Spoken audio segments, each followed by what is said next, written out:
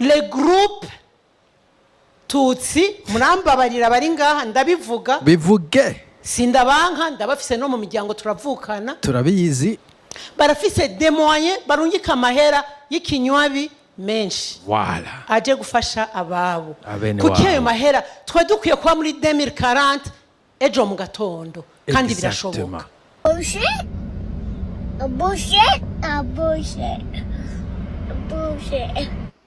mwabatutsi mwe muri UK nimwe ndiko ndabwira mwa groupe y'abatutsi muri UK murungikira amafaranga ba nyoko banyu baso banyu ba muyomba abana baje ku ishure abagwaye mu bitaro mukayacisha mu kinywabi muraducereje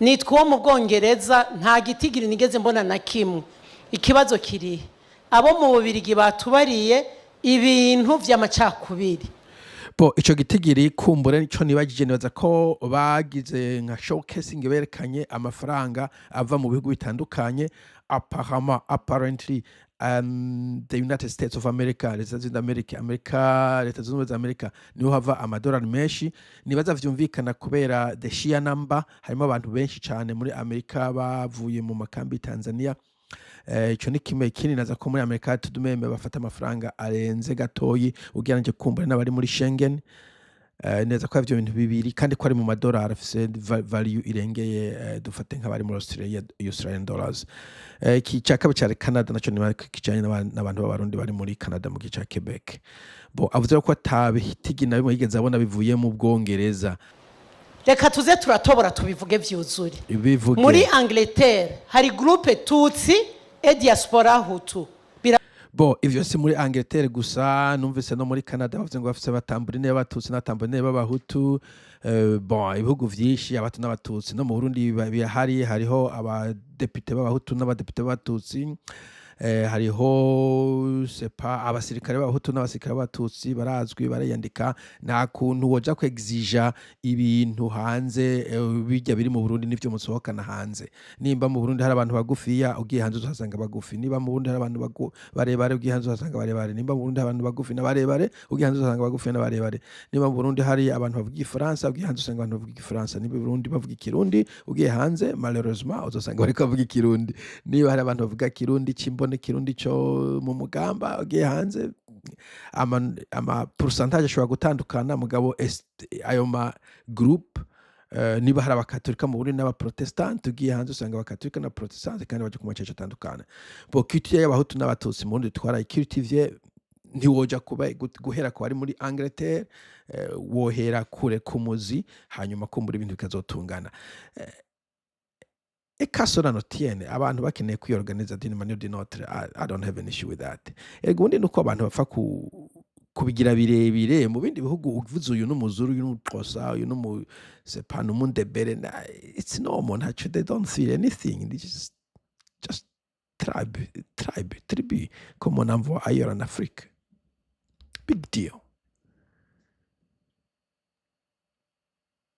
ababaji birakomeretsa imitima banyakuba bo I don't know umutima ukomereka wiki I don't care just ngere ngo abantu bishize hamwe bisa abahutu bisa abatwa bisa abatutsi bisa abanyaruguru bisa Nyamugamba bisa Abanyarumonge bisa Abaragane I don't care nta muntu abanyaganije nta muntu azi wanje ku ndogoya bon nanje wo duhuje turashaka guhuza ashaka kuva mu ruguru ashaka kuva vepfo ashaka kuba muhutu ashaka kuba umututsi ashaka kuba umushinwa umuhindi umudagi dushaka guhurira muri eglise usanga abantu bavangavanze pas nécessairement mu bintu vy'amagroupuscule sociopolitique ugomvye guhangayikishwa n'ibintu biba kwisi uriko uriremereza kwisera amacakuri partout muri Ukraine Russia hari intambara mu Bushinwa hari abantu bitwa ba Uighur bariko barabica muri Palestine abantu bariko baricwa hariya bon c'est pas encore où muri South America urasanga ibintu vy'amagangster bari kwica abantu don't ntiwiremeke ibintu biri kuba kwisi haba vyinshi abatutsi n'abahutu bo muri England neza ko ari ikibazo gito cyane ugereranyije n'ibibazo bihanze isi en principe n'ibibazo bihanze Burundi iyo gusa ibibazo ufise vyaheze ntangura kuja kurondera ibikwenerva mu zindi nzego zitakwerekeye. I don't lose any sleep ngo uyu muntu n'umuhutu n'umututsi. Sweet yourself. ahwa mwese bavyeyi nimuturonderera inyishu nimuturonderera umuti kuko abarundi baza ngo hari abantu bafise maji umuti w'igitu n'igitutsi bari muri England. What are you gonna do? Uzogenda ubwire c'est pas qui est ngo kuva ubu ntazogira umuntu azoshobora kuba ari umutu cyangwa umututsi muri England. How? I don't know. Umuti uri mu barundi imitima yanyu muhisemo kwivangura muri vanguye nta muntu afise umuti uri muri mwebwe. Wewe niba uri umuhutu abatutsi wowe warahamagaye ufise anniversaire ugapima urabe ko bazanye bangahe probably none. Abarundi bakunda gutuma intoki ku bandi abandi ukunda gutuma intoki ku bandi uratora telefone reka mpamagara umututsi runaka ngo hano shankene tunywa agakofi peut-être non. Donc mukene kwireconcilia il faut ko bihera mu bantu ntabwo ushobora kubihera hejuru. Nta muntu uri kurabwira sinzi umuntu kuri adressa afite ubwo bushobozi bwo guhwanya abarundi badashaka kubonana. I don't know. I have got no clue. le groupe tutsi murambabarira bari ngaha ndabivuga Vuga. sindabanka ndabafise no mu miryango turavukana muravukana cyane i Burundi bwaransize niba okay birashoboka ko bavuze ngo abatutsi n'abahutu s'ubwoko donc ashobora kuba uri umuhutu ukavugana n'umututsi kubera mu rutana class. Okay, I don't know. Abarundi murabahinga. Okay, muvukana n'abatutsi bangahe? barafise des moyens barungika amahera y'ikinywabi menshi Barafise moya barungika amahera y'ikinywabi babigenza gute? Jena nzi ko abantu mukurungika amahera bacisha muri zirya channels izo nzige mpora n'abantu bakoresha hari barungika amadolari bakayungika straight ku mabanke ku makonti bancaire yo mu madolari mu Burundi za BCB je ne sais pas. Abandi bagakoresha rya bita remittances platforms zaba za MoneyGram zaba za Western Union. Bose ndamya ko rumikashe uri hanze ushobora kuyikoresha ariko ashobora kuba hari n'izindi Remitly ibintu nk'ivyo. Biranashoboka kandi andibaza ko nigeze kumva ikinywa bisitwa no muri South Africa washobora kubaha mu marande bagaca bafa telefone umuntu ari mu wundi bakaba dolari ugasanga urakwevye ajya amafaranga nka za Western Union zica. Ico ni kimwe. Ikindi bakaba bevita zijya za uzuko mu bihugu bimwe usanga basaba amadokima ahagije kugira ngo urunke amafaranga kwanka ikintu bita money laundering. Ariko n'ukuntu kuba careful kugaba iyo ugacisha mu kinywabi ushobora gusanga baguwiwe muri amategeko bita money laundering.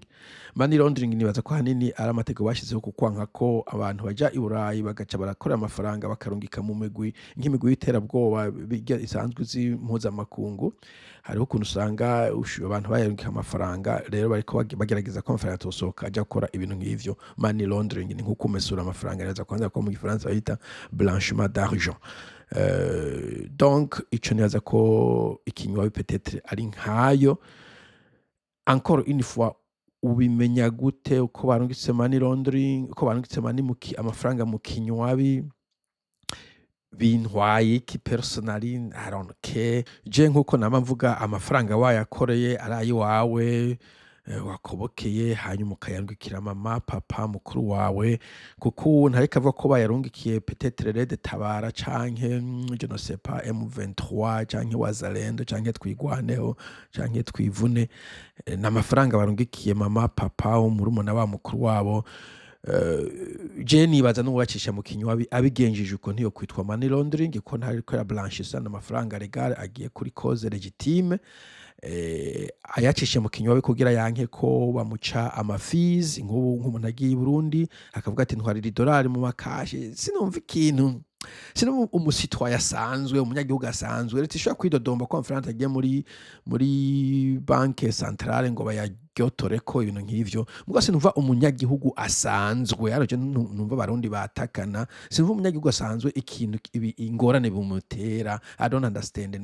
Maybe since you say patriotism canke fanatism igeze hiyo, ariko jewe umuntu ayakorera amafaranga akayungikira mama wiwe inza yarungitsemwo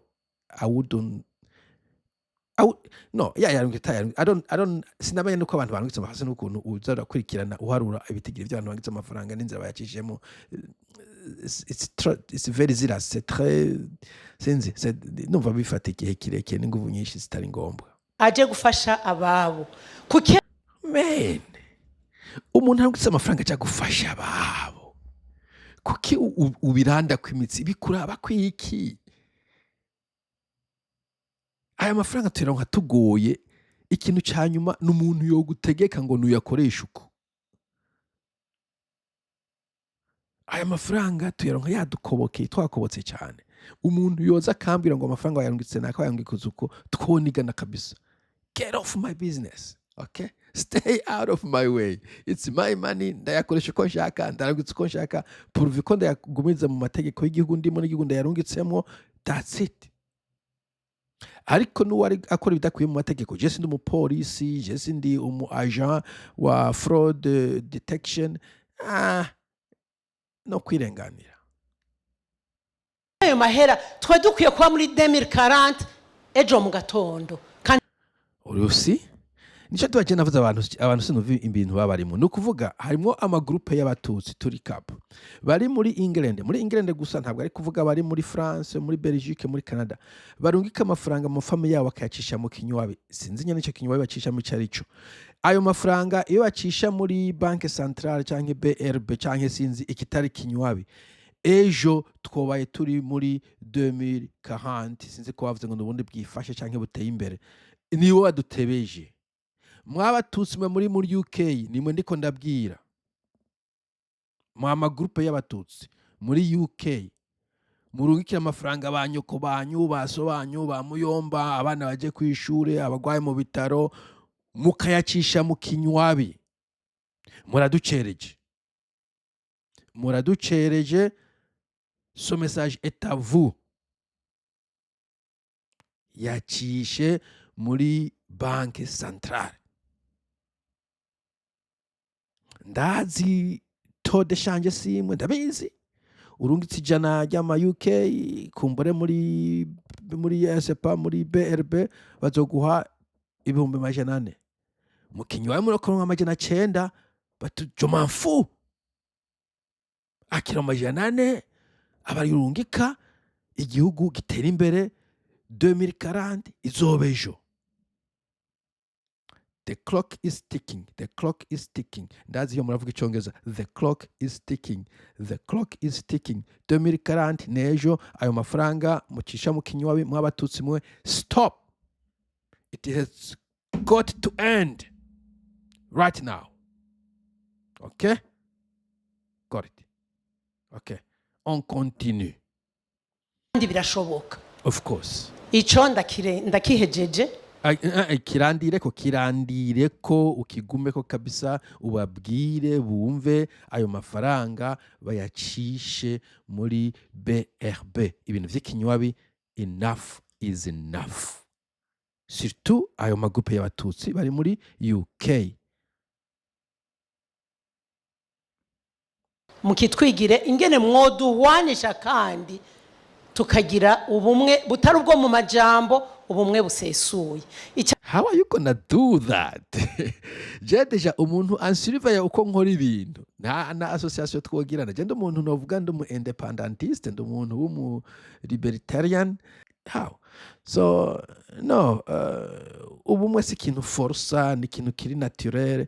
Uravye abagenzi ufise nta nama mwagize ngo tuba abagenzi, waragiye kuri eglise ugiye maze imisi 5 umuntu mwagize how are you, ni sawa amakuru umusanga mabaye abagenzi ku kazi mwako n'abantu 100 ugasanga abantu 3 murarihura kuri coffee munywa, ntumenye ukuntu vyatanguye. Ni uvuga ko ari organic. It's organic. Nta autorité ihari yo guforsa urukundo hagati y'abantu. Peut-être Imana yari hari mugabo nawe nyene c'est pas. Gatatu ni kibazo c'uburimyi. Sindi umurimyi n'uburimyi ntabwo iwanje bwinjira rwose, ariko nagerageje gusaba ahantu ho kurima aha hakujya muri Sud Kivu. Barambariye ngo rondera abantu mwishyira hamwe en groupe nka diaspora, muce mugenda kuri niveau presidentiel, nyakubahwa papa musazanje muvukanye Murundi musangira ngendo Alain, ntabarunjanira iki kibazo. Boduha agace gatoya ha muri Sud Kivu, barafise terre inhabitée, terre abandonnée nini, twori mu Burundi twojya tugahaga 2040 twoyehonyoramwo mu minota mike cyane. Wow, 2040 ivuye mu minota ejo abatutsi bagiye baracisha amafaranga mu nzira atari binywabi twoyishikamwe ejo. Kongo iduhaye ubwatsi ku buntu ntako twumvise ko wajya gukodesha ku buntu tukirimira mu minota 2 twa turi muri 2000 combien 40 the clock ticking. Okay. Sorry for the run. Kubera iki Kongo ibaha urusi gwa gusa? Kubera iki wewe ufise business plan udashiramo yuko business isaba umutahe, uwo mutahe harimwo umutahe novuga w'urusi immateriel sinzi fixe capital, urusi rurimwo ko kandi atamuntu aguha umutahe w'ubuntu. Isi irakodeshwa canke ikagurwa. Kuvuga ngo Kongo iragutse, so what? Iwawe ushobora kuba ufise inzu niniya, umuntu aza ngo numpe aho mba ndaryame ku mwana kubera ufise ikizu kininiya, ngo ntacyo bariko barayikoza. Evidemment hari abantu benshi bafise ivyumba ata muntu akiraramo cicaye aho kirimo nk'amatoys y'abana canke ngo nicabashitsi baronka abashitsi babiri ku kwezi canke ku mwaka, none ucu ugenda ngo makiya cuma ndakiraremo kubera ata muntu akiraramo. Hari abantu bafise amatongo menshi hiyo atacyo bariko barayakoza, uvuga ngo amatongo ni muyampe. No, ukeneye itongo urarigura canke ukarikodesha. Nta hantu nzi ugenda ukaronka itongo ry'ubuntu ngo nuko wagiye usanga nta kintu kihari ngo nurusi ruraho.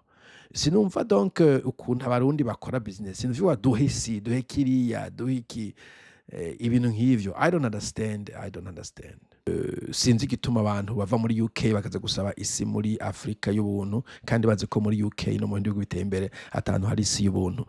Sinzi ko avyandi bavuga ngo umurundi arakira ntakira nsigariza. Samugira umunsi mwiza, tuzosubira. Bye bye.